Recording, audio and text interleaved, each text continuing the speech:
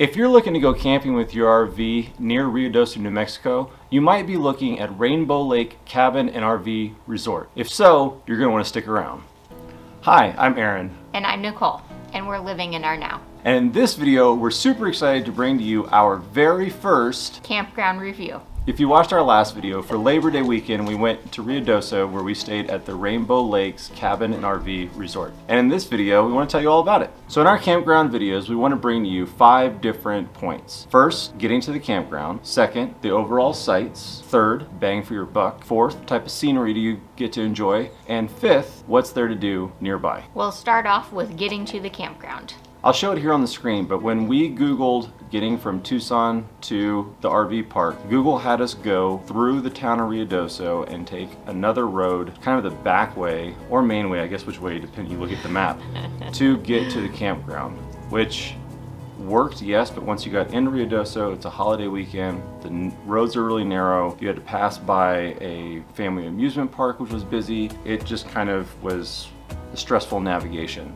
When getting ready to leave the campground after our weekend, Aaron had met someone else at the campground and got to chatting around, and that gentleman had recommended an alternative way to leave the campground, which took us out a different way and turned out to be a lot easier navigating in and out of Ruidoso in general. And the map on the screen, that's actually the route that he told us was that route. But yes, a lot easier, pretty scenery, no driving through town. You didn't even see Ruidoso on the way out, so that was nice. So if you're going there, make sure that if you're coming from the south that you look for that route, the one that goes past the Inn of the Mountain Gods and not the one that goes into through town. Yes. The next thing we'd like to talk about are the sites available at the RV resort. They offer 27 different little cabins that you can rent. And then they have in total 49 RV sites. So the nice thing is that all the RV sites have full hookups. So you're getting water, you're getting your sewage, you get 30 and 50 amp, as well as free Wi-Fi and free cable at all the sites. There is no difference in price. It's one price for everything. So that was pretty nice. Another thing is that the sites were, for the most part, fairly level.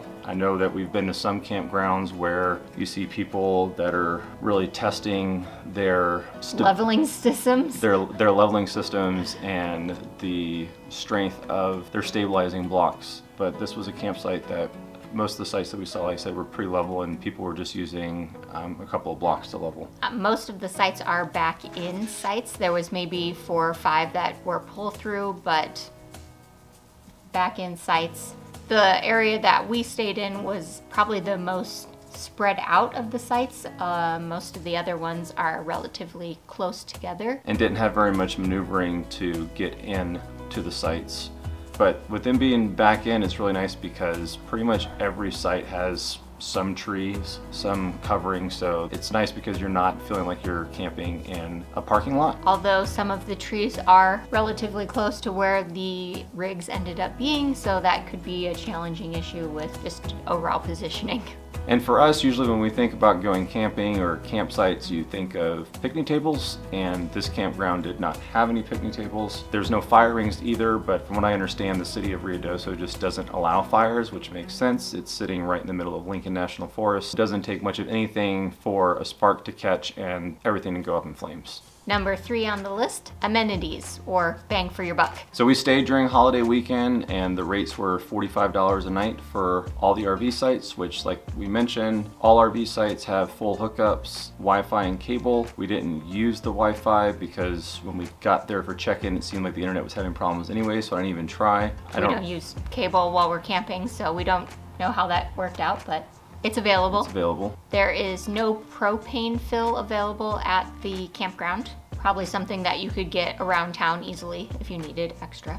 Around the campground, they do have horseshoe pits and disc golf little section. Didn't see anybody using it, but it's there. That was pretty much the only outdoor activities that I saw that the campground offered there. They do have their little lake with fish there, and there's a little covered area for the only couple picnic tables right by the little fish pond. It's a trout feeding pond, which just seemed kind of gross, so didn't really pay much attention to it. Due to COVID, we didn't really get a chance to go in and see what was available in their lodge area. The office wasn't open. There appeared to be like maybe a bathroom inside the lodge and public seating area, but again, we didn't really get to go in and access that. Same with the laundry facilities. It says it's available, but we didn't get a chance to go in and see what those were like. They also say they have a gift shop, which was in the building, and there didn't seem to be a whole lot of space for a gift shop, so I can't imagine there was a lot available, but as Nicole mentioned, COVID shut the office down. We weren't going out there and looking at anything. They did have one outdoor bathroom that was accessible by a keypad. We did go in there. They have a shower available, which looked clean. However, the bathroom was not stocked. There was no toilet paper. There was no paper towel. There was soap, hand soap, so there was that. It's something. Yeah. All in all, bang for your buck. It was a really reasonable price for a holiday weekend, and it was nice to be able to camp and leave without having to worry about going to a dump station, so that's always a win in my book. Number 4. Scenery. Jinx. The RV resort is adjacent to Lincoln National Forest, so there was a walking trail available that links up to more trails within the forest system. We went back there and briefly walked 30 feet on the trail, and We saw like 4 deer when you and I went out. multiple deer, and then when Paisley and I went, we saw more deer. There's a little creek that runs through the campground, so the deer were going over to that and into neighboring yards. And the host had stopped by and said that sometimes the deer will come down and people will feed them apples. So Paisley went out with Nicole to go hopefully get a deer to eat out of her hand, but that didn't happen.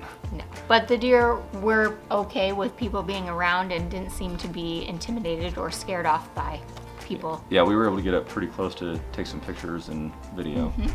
And it is wildflower season, so not just with our hiking did we get to see wildflowers, but there are wildflowers growing up in that area. And as Nicole said, it's right there adjacent to the forest, so I mean, we've got trees all over in the campground, and then there's just trees everywhere. So that was cool because, as we'll talk about next, we're really close to the actual town of Ruidoso, but all you saw was other RVs and trees. And finally, what's there to do near the campground? Which is always important unless you're just trying to go out and go camping in the middle of nowhere, then this doesn't apply to you. But if it does apply to you, stay tuned. So the campground is very close to Ruidoso, and all the top rated attractions. Grindstone Lake, which is I think number 2 on TripAdvisor's things to do in Ruidoso, is less than 2 miles away. Into the Mountain Gods, which is a resort. They have a golf course, a small lake, I don't know, a casino, which I don't know if it was actually active or not with COVID. I don't really gamble, so I don't really care, but it's there. That's within 2 miles. Downtown, with all the restaurants and shops and